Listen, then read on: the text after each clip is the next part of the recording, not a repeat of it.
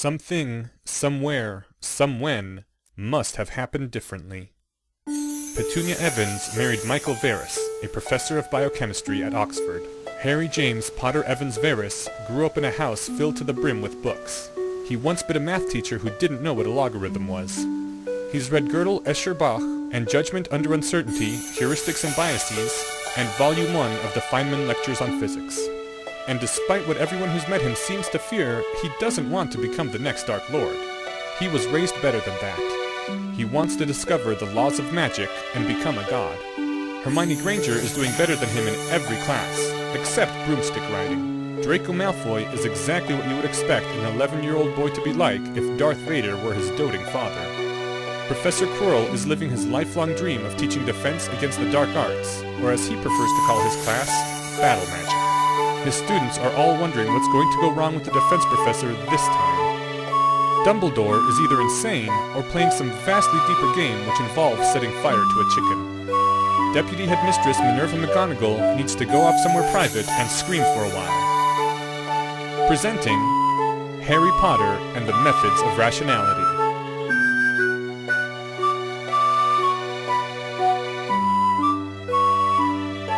You ain't guessing where this one's going.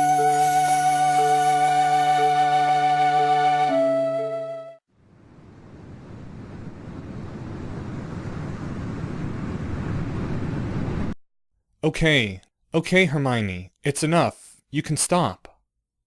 The white sugar pill in front of Hermione still hadn't changed shape or color at all, even though she was concentrating harder than Harry had ever seen. Hermione, stop! It's not going to work, Hermione. I don't think we can make things that don't exist yet. Slowly, Hermione's hand relaxed its grasp on the wand. I thought I felt it. I thought I felt it start to transfigure, just for a second. You were probably imagining it. Hoping too hard. I probably was. Slowly, Harry took his mechanical pencil in his hand and reached over to the sheet of paper with all the items crossed out, and drew a line through the item that said, Alzheimer's cure. That was it for today, right? One more. But that one's small, plus it might actually work. I saved it for last because I was hoping we could end on an up note. It's real stuff, not like phasers. They've already made it in the laboratory, not like the Alzheimer's cure. And it's a generic substance, not specific like the lost books you tried to transfigure copies of. I made a diagram of the molecular structure to show you. We just want to make it longer than it's ever been made before, and with all the tubes aligned, and the endpoints embedded in diamond. These are all carbon atoms? And Harry, what's the name? I can't transfigure it if I don't know what it's called. Harry made a disgusted face. He was still having trouble getting used to that sort of thing. It shouldn't matter what something was named if you knew what it was. They're called Bucky tubes, or carbon nanotubes. It's a kind of fullerene that was discovered just this year. It's about 100 times stronger than steel and a sixth of the weight. That's real? Yeah, just hard to make the Muggle way. If we could get enough of the stuff, we could use it to build a space elevator all the way up to geosynchronous orbit or higher. And in terms of delta V, that's halfway to anywhere in the solar system. Plus, we could throw out solar power satellites like confetti. Is this stuff safe? I don't see why it wouldn't be. A Bucky tube is just a graphite sheet wrapped into a circular tube, basically. And graphite is the same stuff used in pencils. I know what graphite is, Harry. Harry reached into a pocket of his robes and produced a white thread tied to two small gray plastic rings at either end. He'd added drops of superglue where the thread met either ring to make it all a single object that could be transfigured as a whole. Cyanocrylate, if Harry remembered correctly, worked by covalent bonds, and that was as close to being a solid object as you ever got in a world ultimately composed of tiny individual atoms. When you're ready, try to transfigure this into a set of aligned Bucky tube fibers embedded in two solid diamond rings. Hermione laid her wand against one plastic ring and stared for a while. Two small circles of glittering diamond lay on the table, connected by a long black thread. It changed. Now what? She sounded like she was trying to be enthusiastic, but had run out of energy. Harry felt a bit deflated by his research partner's lack of passion, but did his best not to show it. Maybe the same process would work in reverse to cheer her up. Now I test it to see if it holds weight! There was an A-frame Harry had rigged up to do an earlier experiment with diamond rods. The earlier experiment had measured whether transfiguring a long diamond rod into a shorter diamond rod would allow it to lift a suspended heavy weight as it contracted. I.e., could you transfigure against tension, which in fact you could. Harry carefully looped one circle of glittering diamond over the thick metal hook at the top of the rig, then attached a thick metal hanger to the bottom ring, and then started attaching weights to the hanger. 100 kilograms! I don't think a steel thread this thin would hold that. It should go up much higher, but that's all the weight I've got. There! That one worked. But it's not really useful, Harry, is it? I mean, even if we gave it to a scientist, they couldn't learn how to make lots of Bucky tubes from studying ours. They might be able to learn something. Hermione, look at it. That tiny little thread holding up all that weight. We just made something that no Muggle laboratory could make. But any other witch could make it. Harry, I don't think that this is working out. You mean our relationship? Great! Let's break up! I mean our research. Oh, Hermione! How could you? You're sweet when you're mean. But Harry, this is nuts. I'm 12, you're 11. It's silly to think we're going to discover anything that no one's ever figured out before. Are you really saying we should give up on unraveling the secrets of magic after trying for less than 1 month? No. I'm saying right now we should be studying all the magic the wizards already know, so we can do this sort of thing after we graduate from Hogwarts. Hermione, I hate to put it this way, but imagine we decided to hold off on research until later, and the first thing we tried after we graduated was transfiguring an Alzheimer's cure. And it worked! We'd feel... I don't think the word stupid would adequately describe how we'd feel. What if there's something else like that and it does work? That's not fair, Harry. You can't put that on people. It's not our job to do that sort of thing. We're kids.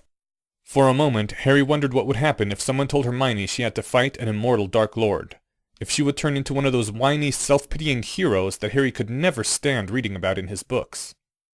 Anyway, I don't want to keep doing this. I don't believe children can do things that grown-ups can't. That's only in stories. There was silence in the classroom. Hermione started to look a little scared, and Harry knew that his own expression had gotten colder. It might not have hurt so much if the same thought hadn't already come to Harry. That, while 30 might be old for a scientific revolutionary, and 20 was about right, while there were people who'd got doctorates when they were 17, and 14-year-old heirs who'd been great kings or generals, there wasn't really anyone who'd made the history books at 11. I'm not angry at you. I'm angry at, I don't know, everything. But I'm not willing to lose, Hermione. Losing isn't always the right thing to do. I'll figure out how to do something a grown wizard can't do, and then I'll get back to you. How's that? Okay. We're still friends, right? And if you can't figure out anything... Then we'll study together. Sometimes Harry hated having a dark side, even when he was inside it. And the part of him that had thought exactly the same thing as Hermione, that no, children couldn't do what grown-ups couldn't, was saying all the things that Hermione had been too frightened to say. Like, that's one hell of a difficult challenge you just grabbed for yourself. And, boy, are you going to end up with egg on your face this time. And, at least this way you'll know you failed. And the part of him that didn't enjoy losing replied, in a very cold voice, Fine, you can shut up and watch. It was almost lunchtime, and Harry didn't care. He hadn't even bothered grabbing a snack bar from his pouch. His stomach could stand a little starving. The wizarding world was tiny. They didn't think like scientists. They didn't know science. They didn't question what they'd grown up with. They hadn't put protective shells on their time machines. They played Quidditch. All of magical Britain was smaller than a small Muggle city. The greatest wizarding school only educated up to the age of 17. Silly wasn't challenging that at 11. Silly was assuming wizards knew what they were doing and had already exhausted all the low-hanging fruit a scientific polymath would see. Hermione still felt a little shaky as she sat down next to Mandy at the Ravenclaw table. It hadn't been as bad as potions class. Sometimes she still had nightmares about that. But this time she had made it happen, and she'd felt like its target. Just for a moment, before the terrible cold darkness looked away and said it wasn't angry with her, because it hadn't wanted to scare her. And she still had that feeling like she'd missed something earlier, something really important. But they hadn't violated any of the rules of transfiguration, had they? Step 1 had been to make a list of every magical constraint Harry could remember, all the things you supposedly couldn't do. They hadn't made any liquids, any gases. Step 2, mark the constraints that seemed to make the least sense from a scientific perspective. They hadn't taken orders from the defense professor. Step 3, prioritize constraints that a wizard would be unlikely to question if they didn't know science. The pill! That had been something to be eaten! Step 4. Come up with avenues for attacking them.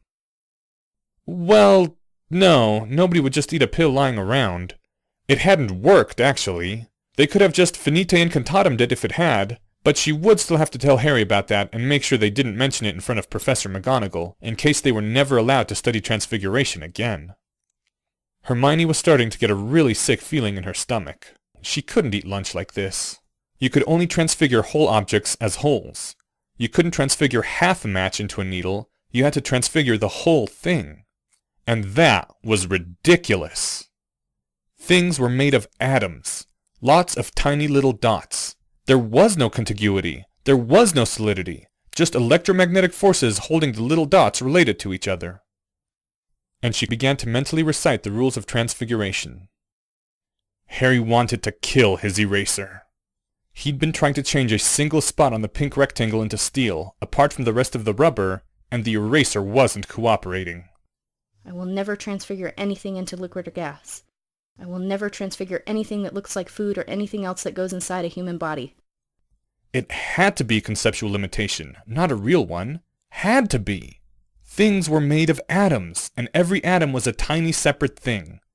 No, they really shouldn't have tried to transfigure the pill, or they should have at least realized. She'd been so caught up in Harry's brilliant idea that she hadn't thought. Atoms were held together by a quantum mist of shared electrons, for covalent bonds, or sometimes just magnetism at close ranges, for ionic bonds or van der Waals forces. If it came down to that, the protons and neutrons inside the nuclei were tiny separate things. The sick feeling in Hermione's stomach was getting worse. There was a feeling in her mind of something hovering just on the edge of recognition, a perception about to invert itself. A young woman about to become a crone, a vase about to become two faces. The quarks inside the protons and neutrons were tiny separate things. There simply wasn't anything in reality, the world out there, that corresponded to people's conceit of solid objects. It was all just little dots. What got into Hermione? The wizards couldn't transform parts of things, could only transform what their minds perceived as wholes, because they didn't know in their bones that it was all just atoms deep down. Harry had focused on that knowledge as hard as he could. The true fact that the eraser was just a collection of atoms. Everything was just collections of atoms.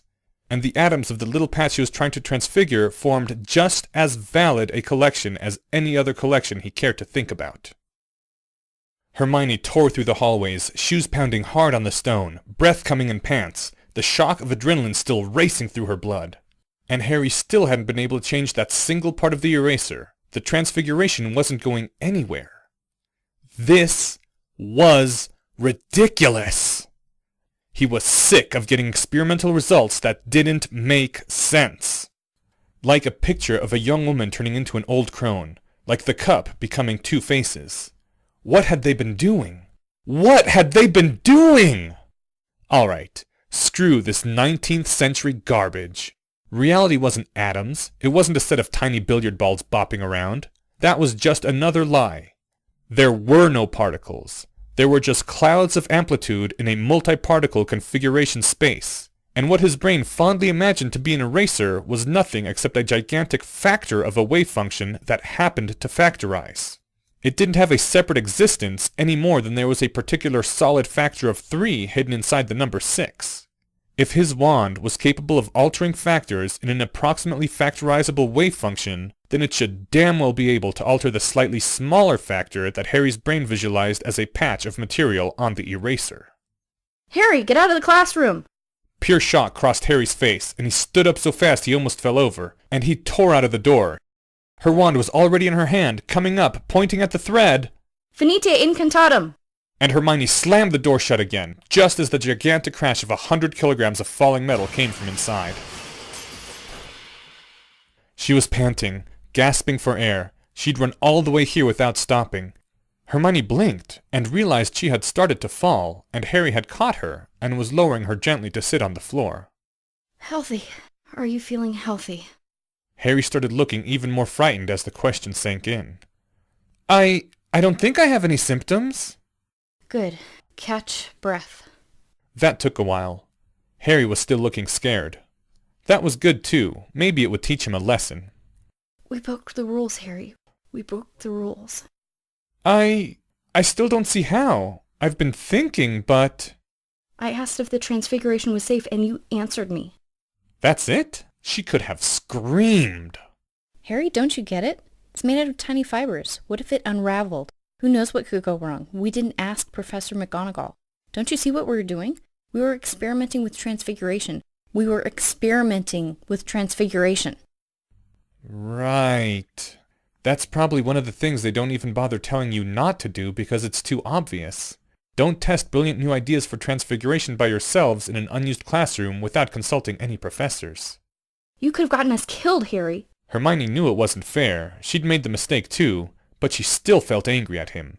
He always sounded so confident, and that had dragged her unthinkingly along in his wake. We have to stop. We have to stop this or we're going to get hurt. We're too young, Harry. We can't do this, not yet. A weak grin crossed Harry's face. You're sort of wrong about that. And he held out a small pink rectangle, a rubber eraser with a bright metal patch on it. Quantum mechanics wasn't enough. I had to go all the way down to timeless physics before it took. Had to see the wand as enforcing a relation between separate past and future realities, instead of changing anything over time. But I did it, Hermione. I saw past the illusion of objects, and I bet there's not a single other wizard in the world who could have. Even if some Muggle-born knew about timeless formulation of quantum mechanics, it would just be a weird belief about strange, distant quantum stuff. They wouldn't see that it was reality, except that the world they knew was just a hallucination. I transfigured part of the eraser without changing the whole thing. Hermione raised her wand again, pointed it at the eraser. For a moment anger crossed Harry's face, but he didn't make any move to stop her. Finite incantatem. Check with Professor McGonagall before you try it again. Harry nodded, though his face was still a little bit tight. And we still have to stop. Why? Don't you see what this means, Hermione? Wizards don't know everything. There's too few of them, even fewer who know science. They haven't exhausted the low-hanging fruit. It's not safe. If we can find out new things, it's even less safe. We're too young. We made one big mistake already. Next time we could just die. Harry looked away from her and started taking slow, deep breaths. Please don't try to do it alone, Harry. Please? Please don't make me have to decide whether to tell Professor Flitwick. So you want us to study. Just study. Like you studied, timeless physics, right? Harry looked back at her. That thing you did. It wasn't because of our experiments, right? You could do it because you've read lots of books. All right. How about this? We study, and if I think of anything that seems really worth trying, we'll try it after I ask a professor. Okay. She didn't fall over with relief, but only because she was already sitting down. Shall we get lunch? Hermione nodded. Yes, lunch sounded good. For real this time. She carefully began to push herself off the stone floor, wincing as her body screamed at her. Harry pointed his wand at her and said, Wingardium Leviosa. Hermione blinked as the huge weight on her legs diminished to something bearable. You can lift something without being able to hover it completely. Remember that experiment? Hermione smiled back helplessly, although she thought she ought to still be angry. And she started walking back toward the great hall, feeling remarkably and wonderfully light on her feet, as Harry carefully kept his wand trained on her. He only managed to keep it up for 5 minutes, but it was the thought that counted. So, you suspect you might be able to do something that other wizards can't do. Something we think is impossible. Look, I know it's hard to explain. What it adds up to is that what you believe conflicts with scientists believe, in a case where I'd genuinely expect scientists to know more than wizards. Mr. Potter, what you want isn't just impossible, it's illogical. If you change half of something, you did change the whole. Indeed. But Harry is the hero, so he may be able to do things that are logically impossible. Supposing it was possible, can you think of any reason why the results would differ in any way from ordinary transfiguration? Minerva frowned. The fact that the concept was literally unimaginable was presenting her with some difficulty, but she tried to take it at face value. A transfiguration imposed on only half of a metal ball. Strange things happening at the interface? But that should be no different than transfiguring the object as a whole into a form with 2 different parts. That is my own thought as well. And Harry, If your theory is correct, it implies that what you want to do is exactly like any other transfiguration, only applied to a part of the subject rather than the whole? No changes at all? Yes, that's the whole point. Minerva, can you think of any reason whatsoever why that would be dangerous? No. Likewise myself. All right then, since this ought to be exactly analogous to ordinary transfiguration in all respects, and since we cannot think of any reason whatsoever why it would be dangerous, I think that the second degree of caution will suffice. Minerva was surprised, but she didn't object. Dumbledore was by far her senior in transfiguration. He had tried literally thousands of new transfigurations without ever choosing a degree of caution that was too low. If the headmaster thought the second degree was enough, it was enough. That Harry was certainly going to fail was, of course, completely irrelevant. The two of them started setting up the wards and detection webs. The most important web was the one that checked to make sure no transfigured material had entered the air. Harry would be enclosed in a separate shell of force with its own air supply just to be certain. Only his wand allowed to leave the shield, and the interface tight. Harry watched them working, his face looking a little frightened. "Don't worry. This almost certainly won't be necessary, Mr. Potter. If we expected anything to go wrong, you would not be allowed to try. It's just ordinary precautions for any transfiguration no one has ever tried before." And a few minutes later, Harry was strapped into the safety chair and resting his wand against a metal ball, one that, based on his current test scores, should have been too large for him to transfigure in less than 30 minutes. And a few minutes after that, there was a small patch of glass on the ball where Harry's wand had rested. Harry didn't say, "I told you so," but the smug look on his sweating face said it for him. Dumbledore was casting analytic charms on the ball, looking more and more intrigued by the moment. Fascinating. It's exactly as he claimed. He simply transfigured a part of the subject without transfiguring the whole. You say it's really just a conceptual limitation, Harry? Yes, but a deep one. Just knowing it had to be conceptual limitation wasn't enough. I had to suppress the part of my mind that was making the error and think instead about the underlying reality that scientists figured out. Truly fascinating. I take it that for any other wizard to do the same would require months of study if they could do it at all. And may I ask you to partially transfigure some other subject? Probably yes, and of course. Half an hour later, Minerva was feeling equally bewildered, but considerably reassured about the safety issues. It was the same, aside from being logically impossible. "I believe that's enough, Headmaster. I suspect partial transfiguration is more tiring than the ordinary sort." "Getting less so with practice. But yeah, you've got that right." "Congratulations, Mr. Potter." Congratulations indeed. Even I did not make any original discoveries in transfiguration before the age of 14. Not since the day of Dorothy Senjak has any genius flowered so early. Nonetheless, I think it would be most wise to keep this happy event a secret, at least for now. Harry, did you discuss your idea with any other person before you spoke to Professor McGonagall? I don't want to turn anyone over to the Inquisition, but I did tell one other student. "What? You discussed a completely novel form of transfiguration with a student before consulting a recognized authority? Do you have any idea how irresponsible that was?" "I'm sorry, I didn't realize." You must swear Miss Granger to secrecy, and do not tell anyone else unless there's an extremely good reason for it, and they too have sworn. Why? Because you can do something that no one else will believe you can do. Something completely unexpected. It may prove to be your critical advantage, Harry, and we must preserve it. Please, trust me in this. All right. Once we have finished examining your materials, you may practice partial transfiguration on glass to steel and steel to glass only, with Miss Granger to act as your spotter.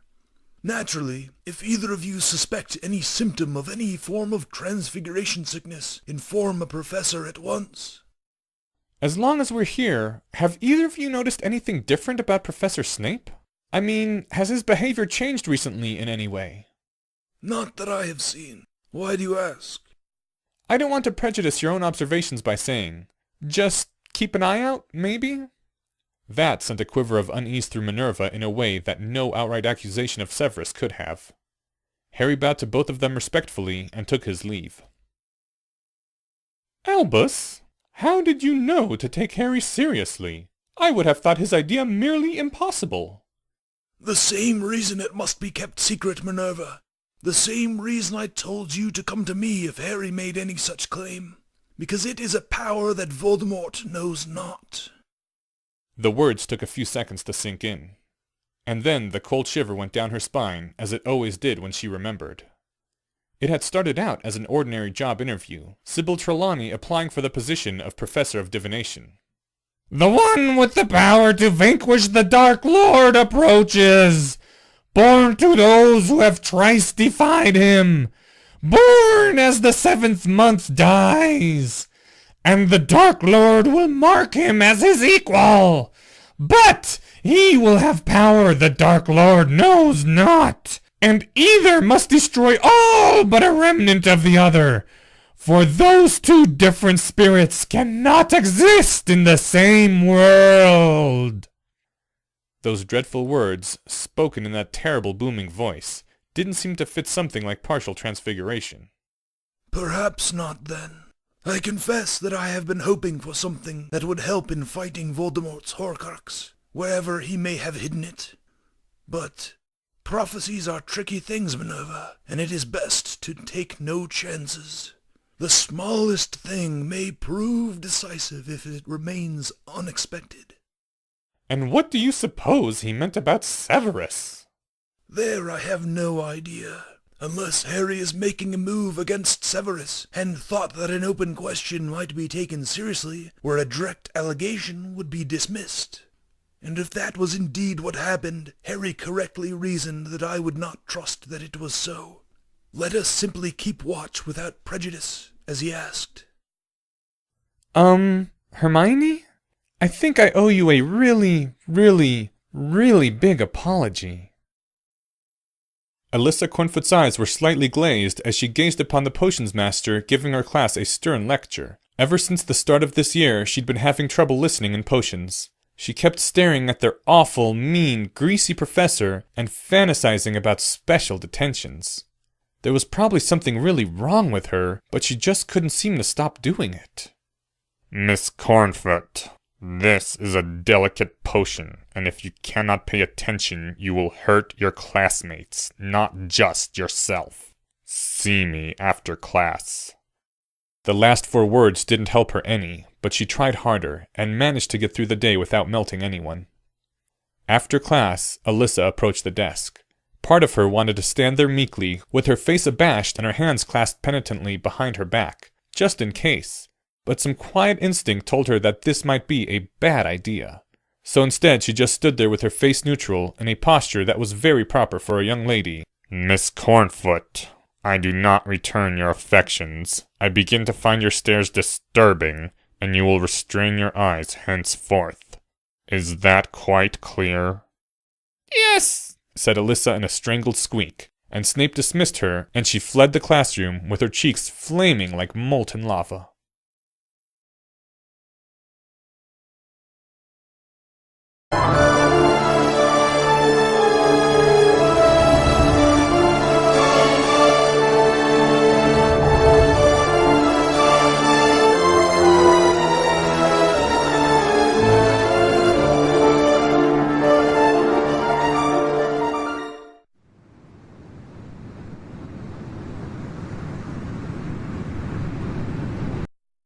Turpin! Lisa! Whisper, whisper, whisper. Harry Potter. Whisper, whisper. Slytherin. Whisper, whisper. No, seriously, what the hell? Whisper, whisper. Ravenclaw! Being at the center of an extraordinary and curious event, and then being sorted into House Ravenclaw, was rather closely akin to being dipped in barbecue sauce and flung into a pit of starving kittens. I promised the Sorting Hat not to talk about it, whispered Harry for the upteenth time. Silence! No more talking until the sorting ceremony finishes! There was a brief dip in the volume as everyone waited to see if she was going to make any specific and credible threats, and then the whispers started up again. Dumbledore stood up, smiling genially. Instant silence. Dumbledore sat down again. Note to self, do not mess with Dumbledore. Harry was still trying to process everything that had happened during the incident with the Sorting Hat, not the least of which was what had happened the instant Harry had lifted the hat off his head. In that moment, he'd heard a tiny whisper as though from nowhere, something that sounded oddly like English and a hiss at the same time. Something that had said, "Salutations from Slytherin to Slytherin. If you would seek my secrets, speak to my snake." Harry was sort of guessing that wasn't supposed to be part of the official sorting process. "Gryffindor!" Ron Weasley got a lot of applause, and not just from the Gryffindors. Apparently, the Weasley family was widely liked around here. Harry applauded Zabini too, ignoring the odd looks he was getting from everyone, including Zabini. No other name was called out after that, and Harry realized that Zabini Blaze did sound close to the end of the alphabet. Great, so now he'd only applauded Zabini. Ah, well. Dumbledore got up again and began heading towards the podium. Apparently, they were about to be treated to a speech. And Harry was struck by the inspiration for a brilliant experimental test. Welcome! Welcome to a new year at Hogwarts! Hermione had said that Dumbledore was the most powerful wizard alive, right? For the comedy to work, it would have to make Dumbledore say something so ridiculous during a speech that even in Harry's state of mental preparedness, he would still choke. Before we begin our banquet, I would like to say a few words. And here they are. Happy boom boom, swamp, swamp, swamp. Thank you. Harry sat frozen as soda trickled out of the corners of his mouth. He had, at least, managed to choke quietly. If anyone in the world could resist the power of the Comet Tea, it would be Dumbledore.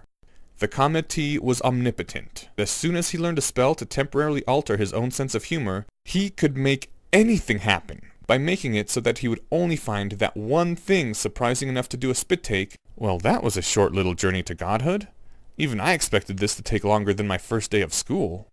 In retrospect, he probably should have remembered his mental note not to mess with Dumbledore. Or maybe if he'd had one single scrap of common sense. It was hopeless. He was corrupt to the core. Hail the Dark Lord Harry. You couldn't fight fate. Eat! Others were starting to serve themselves food which had magically appeared at the table. Whatever. Excuse me, was that a normal speech for the headmaster? You all didn't seem very surprised. Oh, Dumbledore's insane, of course. Lots of fun, incredibly powerful wizard, but completely bonkers.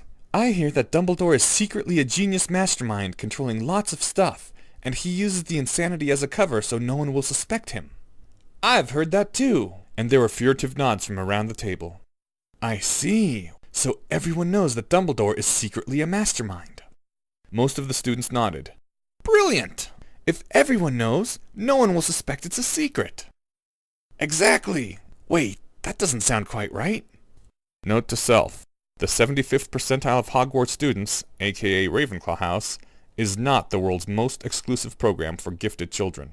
Harry was finding himself really hoping that his clever new idea didn't actually work, and that the Comet Tea worked some other way and didn't actually have the omnipotent power to alter reality. It wasn't that he didn't want to be omnipotent, it was that he just couldn't bear the thought of living in a universe that really worked like that. There was something undignified about ascending through the clever use of soda pop. Harry gave up and started eating his blue sausage. It was quite good, especially the glowing bits. Dinner passed with surprising rapidity. Harry tried to sample at least a little of all the weird new foods he saw. His curiosity couldn't stand the thought of not knowing how something tasted. Thank goodness this wasn't a restaurant where you had to order only one thing and you never found out what all the other things on the menu tasted like. Harry hated that. It was like a torture chamber for anyone with a spark of curiosity.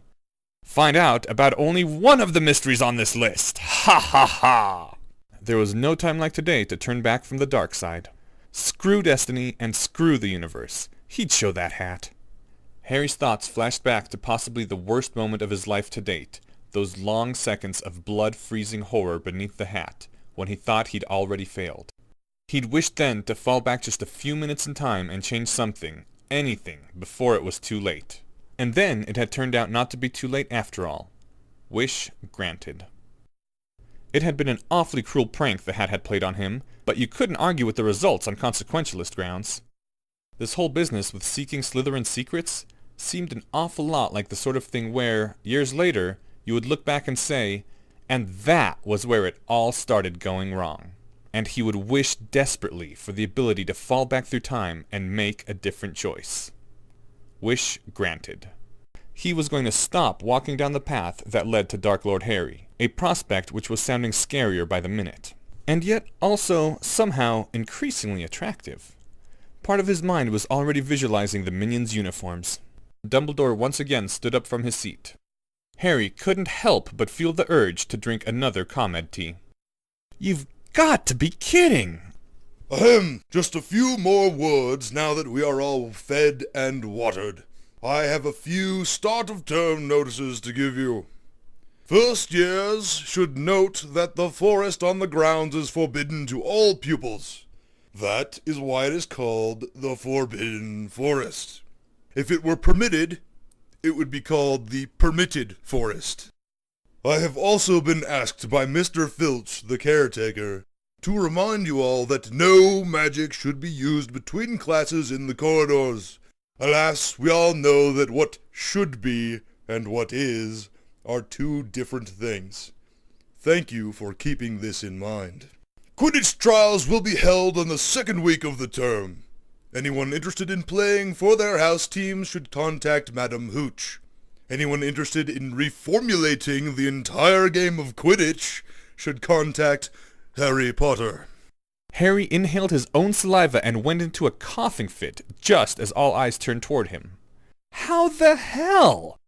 Additionally, I must tell you that this year, the third-floor corridor on the right-hand side is out of bounds to everyone who does not wish to die a very painful death. It is guarded by an elaborate series of dangerous and potentially lethal traps, and you cannot possibly get past all of them, especially if you are only in your first year. And finally, I extend my greatest thanks to Quirinus Quirrell for heroically agreeing to undertake the position of Defense Against the Dark Arts professorship at Hogwarts. I hope all students will extend Professor Quirrell that utmost courtesy and tolerance which is due his extraordinary service to you and to this school, and that you will not pester us with any niggling complaints about him, unless you want to try doing his job. I now yield the floor over to our new faculty member, Professor Quirrell, who would like to say a few words. The young, thin, nervous man who Harry had first met in the leaky cauldron slowly made his way up to the podium, glancing fearfully around in all directions. Harry caught a glimpse of the back of his head, and it looked like Professor Quirrell might already be going bald, despite his seeming youth. "Salutations, my young apprentices. We all know that Hogwarts tends to suffer a certain misfortune in its selections for this position, and no doubt many of you are already wondering what doom shall befall me this year. I assure you, that doom is not to be my incompetence. Believe it or not, I have long wished to someday try my hand as the Professor of Defense Against the Dark Arts here at the Hogwarts School of Witchcraft and Wizardry. The first to teach this class was Salazar Slytherin himself, and as late as the 14th century it was traditional for the greatest fighting wizards of every persuasion to try their hands at teaching here. Past professors of defense have included not just the legendary wandering hero Harold Shea, but also the quote, undying, unquote, Baba Yaga. Yes, I see some of you are still shuddering at the sound of her name, even though she's been dead for 600 years. That must have been an interesting time to attend Hogwarts, don't you think? You are accustomed to the defense position being filled by incompetents, scoundrels, and the unlucky. To anyone with a sense of history, it bears another reputation entirely. Not everyone who teaches here has been the best, but the best have all taught at Hogwarts. In such august company, and after so much time anticipating this day, I would be ashamed to set for myself any standard lower than perfection. And so I do intend that every one of you will always remember this year as the best defense class you have ever had. We have a great deal of lost ground to make up, and not much time to cover it. Therefore, I intend to depart from Hogwarts teaching conventions in a number of respects, as well as introducing some optional after-school activities. If that is not sufficient, perhaps I can find new ways to motivate you. You are my long-awaited students, and you will do your very best in my long-awaited defense class. I would add some sort of dreadful threat, like, otherwise you will suffer horribly, but that would be so cliché, don't you think? I pride myself on being more imaginative than that. Thank you. Then, the vigor and confidence seemed to drain away from Professor Quirrell, and he turned with a convulsive jerk and shuffled back to his seat. He seems a little odd. Meh, you ain't seen nothin'. Dumbledore resumed the podium. And now, before we go to bed, let us sing the school song. Everyone pick their favorite tune and favorite words, and off we go! Hogwarts, Hogwarts, Hoggy Woggy Hogwarts.